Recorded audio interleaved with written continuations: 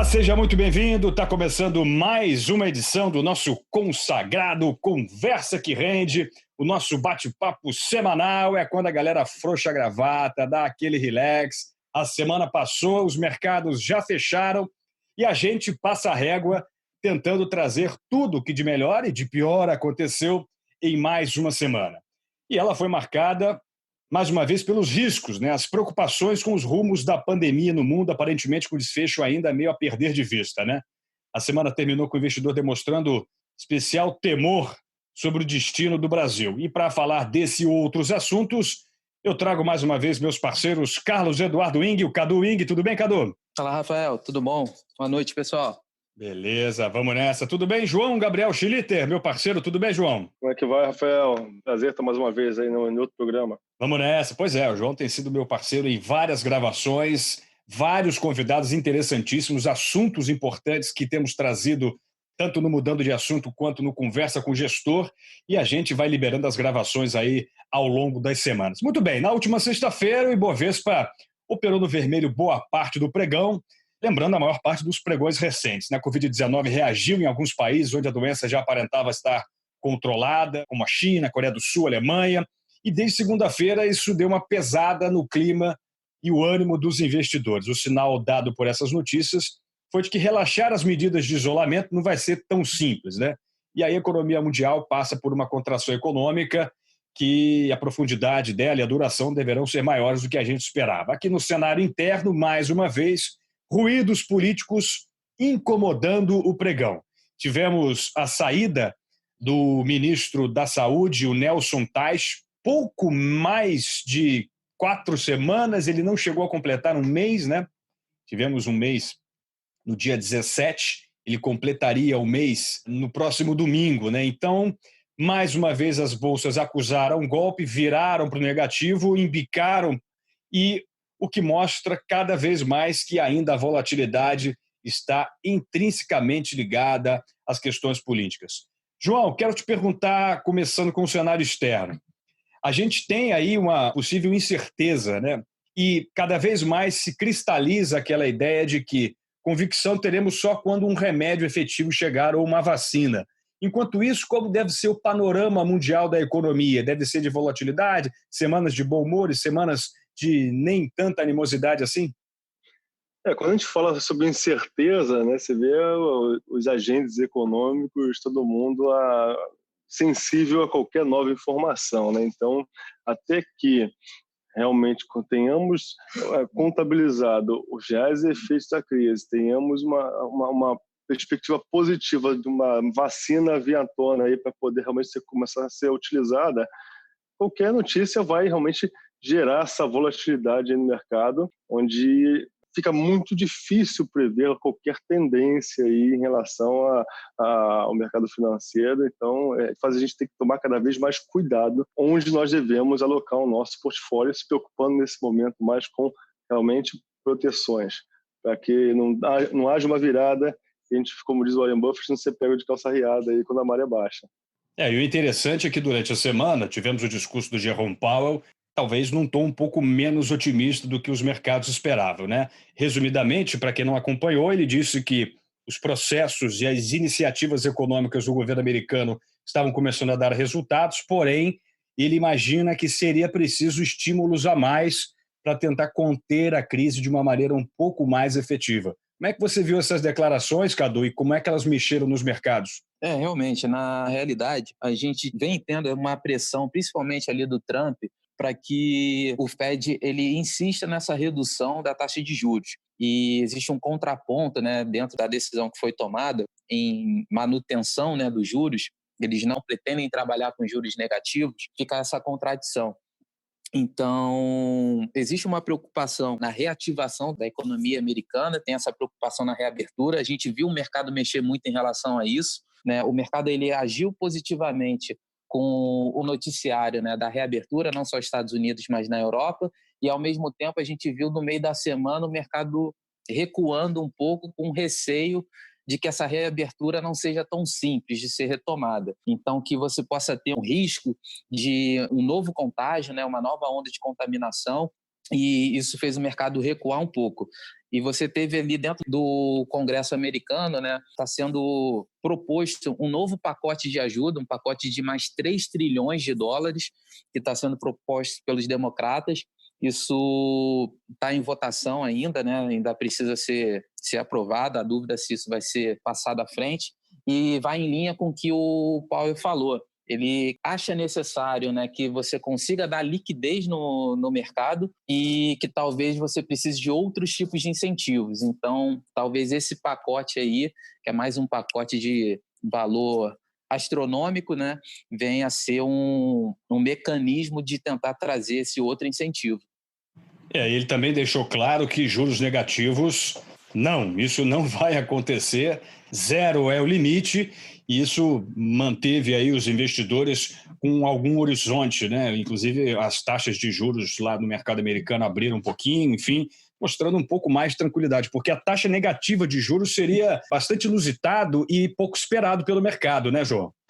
Na verdade, uma coisa que acho que tem que levantar é um pouco da diferença dessa crise para a última, né, de 2008. A última realmente era uma crise financeira focada no mercado de imobiliário, né? Essa crise é uma crise de saúde, uma pandemia, onde as pessoas estão sendo encorajadas a manter um distanciamento seguro, um isolamento, né? Então, assim, certos mecanismos tradicionais, como taxa de juros negativa, quantitative easing, entre outros, não vão ser realmente muito efetivos. Volta a discussão do efeito nulo dessas políticas nessa crise específica, dadas as características específicas dessa crise, né? Difícil você esperar que as pessoas vão voltar a consumir, sendo que elas estão estimuladas a ficar em casa, ou que os investidores vão querer realmente investir mais ou se alavancar mais, vocês não esperam realmente que essas medidas vão fazer diferença, entendeu? Então, as características específicas do que a gente está passando agora, na minha opinião, está deixando mais que um pouco os agentes econômicos um pouco perdidos do que realmente fazer, porque, como falei, então estamos usando ferramentas tradicionais para uma crise completamente não tradicional.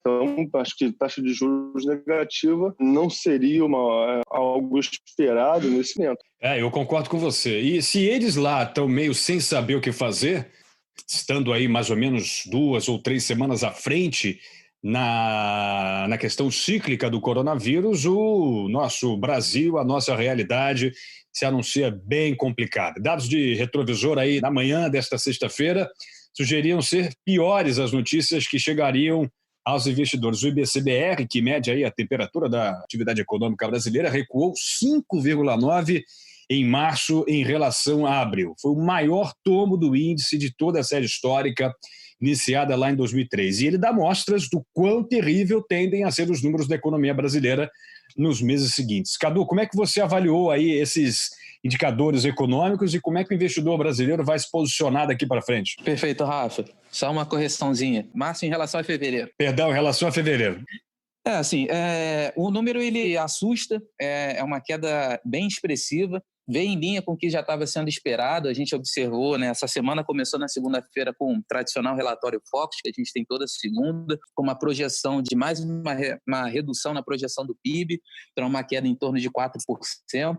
A gente observou alguns números também em relação ao setor de serviço, que teve uma queda de 6,9%, e acho que na quarta ou na quinta-feira, não me recordo exatamente a data, a gente teve alguns dados sobre o setor de varejo, que também teve uma retração de 2,5%, acabou até sendo um pouquinho melhor do que o mercado esperava, porque 2 setores acabaram indo bem, principalmente o setor de mercado e farmácia. Isso contribuiu para que o indicador tivesse um desempenho um pouquinho melhor, né? O pessoal estava esperando uma queda de 4,5%, 4,6%, e acabou sendo uma queda de 2,5%. Mas a gente teve alguns setores muito afetados, serviços principalmente, de maneira geral, setor automobilístico com uma queda expressiva, automobilística e autopeças. E essa expectativa de que essa reabertura ela deve demorar a acontecer, né? Esse confinamento ele deve se estender, leva a crer que o choque econômico ele vai ser maior ainda. Então, é um número que preocupa, isso vai ter efeitos, né, em questão de renda, em questão de endividamento público, na questão do emprego principalmente, né? A gente está projetando a gente atingir talvez ali 3 milhões de desempregados no Brasil, então é um número que assusta. É um cenário que não agrada muito. Por outro lado, a Bolsa Brasileira até que não pesou tanto assim, né? A gente vê, como eu já vinha falando, né? Eu acho que os fundos estão menos expostos à parte de renda variável, dado toda a incerteza que a gente já vem falando toda semana. Então, a gente não tem visto uma volatilidade tão grande. A gente fechou aí a semana com uma queda de 3,37, mais ou menos em torno disso. E o mercado está um pouquinho mais acompanhando lá fora. E quando a gente olha lá para fora também, os números não são muito bons, né?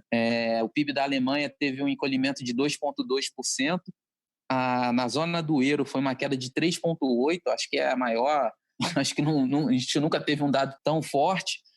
E isso mostra o impacto econômico que esse confinamento ele traz, né? Eu lembro que nessa semana teve uma matéria falando que o impacto no PIB brasileiro, por cada dia de confinamento, é na ordem de 20 bilhões. Então, só para dar uma dimensão do quanto que a gente deixa de produzir, de gerar de riqueza, né? Dada essa situação, que é importante esse confinamento, né?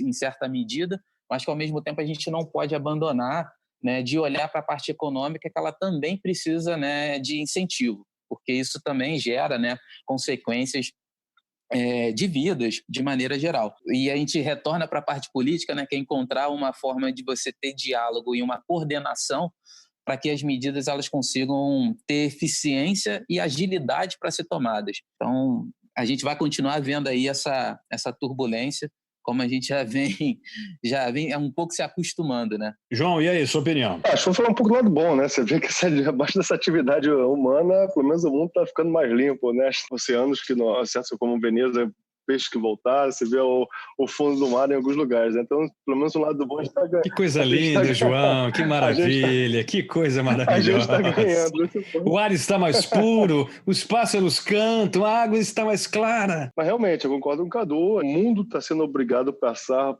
por uma mudança extremamente drástica, dado esse isolamento forçado. Então, volto à tona com aquela discussão entre se abre ou não a economia, porque realmente a gente tem que pensar onde nós teremos os menores danos, né? Seja mantendo a economia fechada e causando fatores produtivos, mais empresas, mais demissões, ou que vão gerar uma recuperação muito mais longa e, consequentemente, perdas futuras de vidas através de, seja via aumento da violência, seja através de aumento da pobreza e tudo mais, ou se realmente a gente mantém esse isolamento, ou começa a abrir aos poucos, né, mas sempre conduzindo que as pessoas assumam certos comportamentos de prevenção, né? Eu acho que vale a pensar, você vê que nas 2 semanas atrás, o governador de Nova York divulgou dados mostrando que a maioria, aproximadamente 66%, 67% das pessoas que foram internadas no estado de Nova York, que foi o mais afetado no mundo, são de pessoas que realmente obedeceram o isolamento. E apenas 9% de pessoas que estavam trabalhando e estavam na rua e tudo mais, assim, de uma forma mais...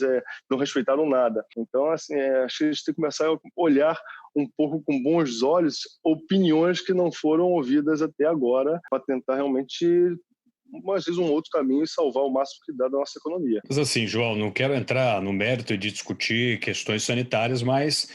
Inclusive, essa declaração do Andrew Cuomo foi muito criticada lá nos Estados Unidos, porque, infelizmente, eles não têm um SUS para chamarem de seu. Lá, as pessoas estão se contaminando e ficando mais em casa porque não há um sistema de saúde universal e de graça para todos. As pessoas estão preferindo ficar em casa até o último momento, até a última chance de respiro, porque senão vão deixar uma dívida imensa para os familiares, né? Esse dado ele foi analisado de maneira muito fria e não com todo o contexto que existe em relação à dinâmica dos problemas de saúde que enfrenta os Estados Unidos. Para você ter uma ideia, para você fazer um teste de coronavírus na rede particular e mais um exame de sangue completo, custa $8.500. Saiu matéria recentemente na CNN.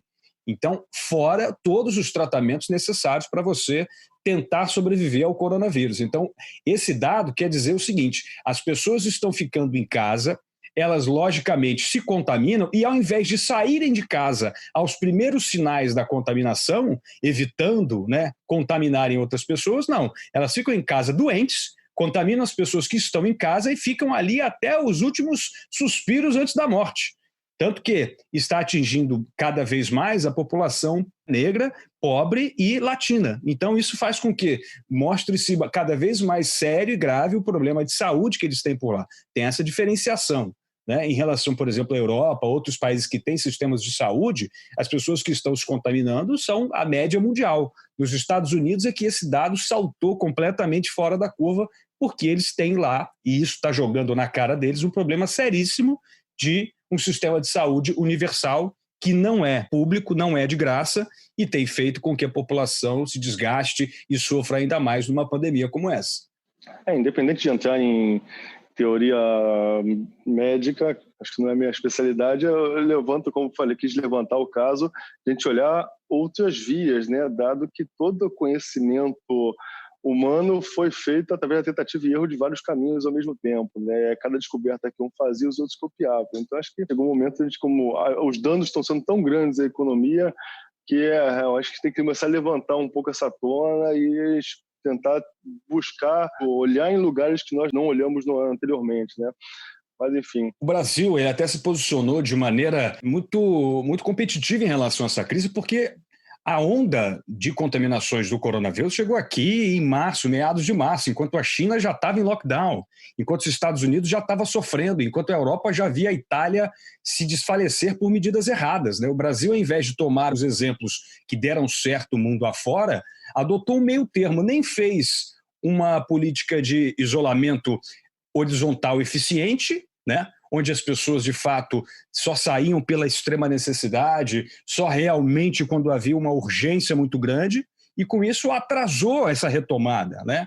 Então, esse meio termo é que está prejudicando demais o Brasil. E aí faz com que a gente nem adote medidas super extremas como foi a China e nem medidas totalmente abertas, né, para realmente comprovar essa tese. A Suécia, por exemplo, que ficou muito em voga aí durante essa semana, porque foi citada pelo presidente, e aliás citada de maneira muito errada, né, porque ele foi perguntado em relação às mortes na Argentina, que adotou um sistema de isolamento horizontal bem eficiente, e aí ele mandou comparar com a Suécia, né? Lá a Suécia não adotou nenhuma política de isolamento e teve menos mortes, claro, mas em proporção à população brasileira e à população sueca, eles tiveram muito mais mortes proporcionais. E é o país daquela região norte da Europa, né, dos países escandinavos, que está com o pior índice de mortes e de recessão econômica anunciada. Enfim, é uma política que deu errado. O Brasil não segue nem uma política aberta e nem uma política fechada. E esse meio termo é que está trazendo insegurança para os investidores, tanto que com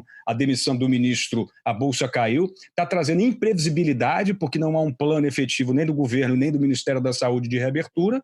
Enquanto isso, as pessoas vão tomando aí as próprias liberdades. O isolamento, ele cansa, ele desgasta, é muito complicado você ficar fechado, a gente entende, mas essa dubiedade das políticas brasileiras vem sendo criticadas mundo afora e já estão sendo precificadas pelas agências de risco, né?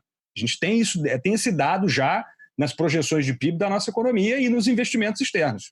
Em relação ao Brasil, quando a gente fala em economia, a incerteza é muito mais voltada à política do que a qualquer outro fator, né? Tanto que qualquer sinal de melhora ou de acordo que acontece aqui na política brasileira, a gente realmente, você vê que a Bolsa responde de uma forma excepcional.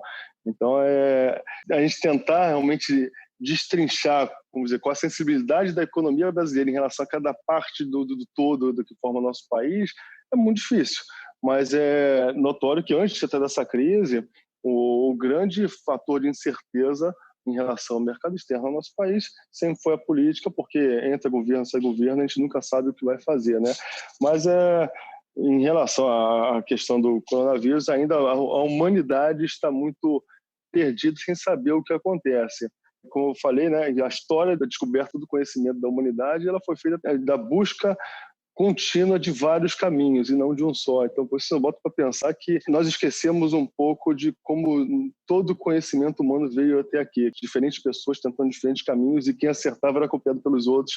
E hoje assumimos uma verdade só estamos tentando. Aí a pergunta é, e se tivermos errados e não for o melhor caminho? Só o tempo dirá, de fato, né? Exatamente, só o tempo dirá. Então, assim, eu não quis assumir posições médicas, não me atreveria, mas pegando realmente o processo de criação do conhecimento, ele sempre foi diferente, porque vamos mudar agora.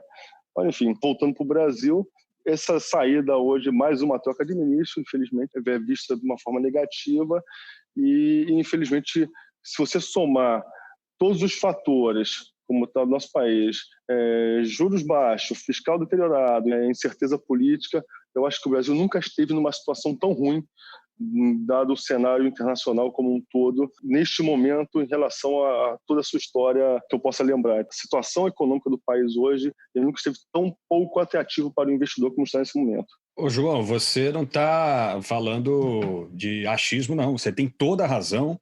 O PIB da década vai ter um crescimento de 1,9. Você sabe quanto o Brasil cresceu na década perdida, a considerada década perdida, que foi a década de 80? 17%. Ou seja, a década perdida vai ser essa. Né? Essa vai ser a década perdida, por crises e mais crises que foram criadas dentro do próprio país, tirando a de 2008. Ou seja, é uma realidade que está batendo a porta muito dura para a sociedade brasileira. O PIB brasileiro, repito, vai crescer 1,9 na década. É o pior crescimento desde 1901, que foi quando a série começou a ser analisada. O PIB brasileiro começou a ser contado. É uma tragédia o que a gente está enfrentando no final dessa década, né? A década de 20. Lembrando que a década começa em 2010 e termina em 2020.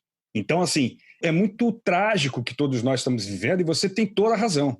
Isso tudo veio desde lá dos governos de esquerda do PT, isso tudo veio degringolando e desembocando numa catástrofe que a pandemia mundial, claro, agravou, mas que já vinha de certo tempo.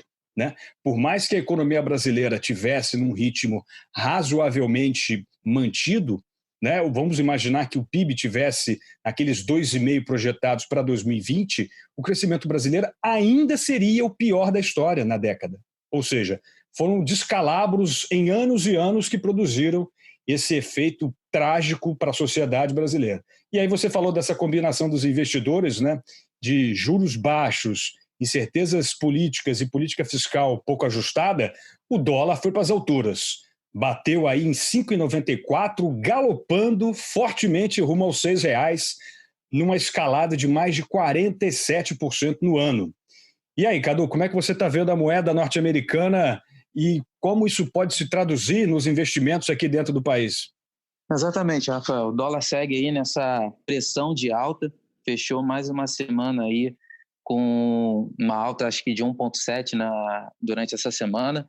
A gente teve ali um dia subindo, acho que foi na quinta-feira, subindo um pouco mais, quarta ou quinta-feira, e o Banco Central entrou fazendo um swap cambial de 1 bi. Isso ajudou a amenizar um pouco, né, a pressão de alta no dólar. Existem vários fatores, né? A gente pode observar, é claro que o Brasil, quando a gente compara com outros países emergentes, a gente está sofrendo uma desvalorização maior. Isso, com certeza, tem reflexo da questão política, né? Essa crise política que a gente está vivenciando adiciona ali um fator a mais de incerteza e traz um elemento a mais negativo. Mas a gente consegue observar que, de maneira geral, existe uma fuga para ativos mais defensivos, porque a gente percebe também uma elevação do endividamento das economias nacionais. Então, assim, os países estão se endividando muito para tentar superar essa crise, né? Para tentar segurar a atividade econômica, incentivar, fazer com que ela se recupere mais rápido. Então, a gente observa não só o movimento no dólar, mas nos metais preciosos também. Quando a gente vai comparar, o ouro bateu a máxima esses últimos dias, a gente observa uma elevação no preço da prata, então é um movimento geral. O que a gente consegue ver, por um lado, um pouco mais positivo, pensando em Brasil, a gente tem o setor agrícola, que continua bastante forte, a gente deve ter números bem relevantes, vai ajudar a gente a não ter um tombo muito maior na economia esse ano. O Brasil se beneficia com um dólar mais alto, porque a gente tem essa característica, a gente é uma economia ainda muito focada em matéria básica, né? Então a gente está falando ali de minério de ferro, né, setor agrícola com soja, com milho. A gente tem uma relevância grande que vai se tornar maior ainda, dado a redução do setor industrial. E a gente observa também no mercado externo, a gente teve algumas coisas um pouquinho mais positivas. A produção industrial na China teve um crescimento aí de 3,9% em abril. Isso traz um viés positivo. E olhando também para a commodity, o petróleo começa a mostrar ali uma certa recuperação. A gente teve um novo anúncio da Arábia Saudita, né, num acordo ali junto com a Rússia, para fazer uma nova redução, e parece que essa reabertura da economia também ajudando a demanda a aumentar um pouquinho. Então, começa a equilibrar um pouco mais esse mercado, tanto que o petróleo ele vem se recuperando. Mas não vejo espaço para que o dólar recue muito. A gente vai continuar vendo um nível cambial mais elevado, dado toda essa incerteza e principalmente a questão fiscal. Isso pesa bastante. Então, esse lado fiscal vai gerar pressão no câmbio. Eu não vejo muito espaço para a gente recuar. Não me surpreenderia se a gente visse o dólar a R$6. Acho que não seria nenhuma surpresa. O Banco Central está deixando, né, como a proposta é que o câmbio é livre, então ele vai atingir seu nível de equilíbrio onde tiver que ser. E vamos ver até onde que chega. Você vê, Cadu, hoje em dia você tem uns relatórios prevendo o dólar acima de 7. O Banco BS que lançou esse relatório há umas 2 semanas falando sobre isso, né? E dado que o Brasil, o único fator de atração que nós sempre tivemos para ter aí investidores nesse momento não existe mais, que é a taxa de juros alta, né? Realmente a gente pode esperar aí o dólar bater, já que a gente vai ter a Olimpíada, o dólar vai bater todos os recordes que a gente espera, né? Reforçando o que a gente estava falando, Rafael, eu peguei uns dados aqui do FMI, do relatório semestral que eles publicam, eles preveem uma retração 3% para o mundial, 6,1% dos países desenvolvidos, 1% dos países emergentes, sendo que o Brasil, eles esperam uma retração de 5,3% em 2020. Em comparação, em 2008, a retração do PIB mundial foi de 0,1%. Isto é, essa crise está gerando uma retração 30 vezes maior do que 2018. Só para a gente ter uma ideia de magnitude dos efeitos do coronavírus em relação à economia mundial esse ano. E isso já previsões preliminares, né? A gente pode ver cenas de próximos capítulos aí, com dados ruins que possam ainda agravar ainda mais a situação. Em relação ao mercado agro que o Cadu falou, uma discussão que está sendo feita hoje em relação a qual setor que vai ser beneficiar primeiro com essa crise, né? E aí a TV que muito que está sendo falado é do setor de tecnologia, sendo que, se a gente parar para pensar, o Brasil ele é muito forte no agronegócio e acredito que a gente vai achar muito mais oportunidade nesse setor aqui no Brasil, que, diferente dos outros setores, está sendo muito beneficiado com essa desvalorização cambial. E a gente pode ver já algumas empresas como Klabin, por exemplo, tendo resultados excepcionais, Brasil Foods, entre outras, por causa desse ganho de competitividade gerado por toda essa situação econômica que vem surgindo, somente porque são empresas com custo em real e receitas em dólar. Então, assim, você vê que, além de com grandes players aí do mercado mundial que estão fechados, dado toda essa política de isolamento. Então, acredito que, novamente, o nosso mercado agro vai nos ajudar a sair aí o mais rápido possível dessa crise, sendo que esse rápido aí ele pode ser bem relativo, né? Beleza, então, amigos. Acho que é isso, né? Uma semana realmente muito complicada, sobretudo do ponto de vista político interno aqui do Brasil. A gente espera que as coisas se clareiem um pouco mais na semana que vem. Vamos nessa? Obrigado, Carlos Eduardo Wing, nosso Cadu Wing. Valeu demais, hein? Valeu, Rafael. Obrigado. Um abraço, pessoal. Diga, João. Valeu, Rafael, também. Muito obrigado. Obrigado, valeu demais. Bom, convido vocês mais uma vez a assinarem os podcasts da MacLeod. Acesse através do seu agregador de podcasts favoritos. Estamos no Spotify, no Google Podcasts, no Apple Podcasts, enfim. Venha fazer parte do nosso time, macleod.com.br. Muito obrigado pelo prestígio da sua audiência e até a próxima. Valeu, tchau, tchau.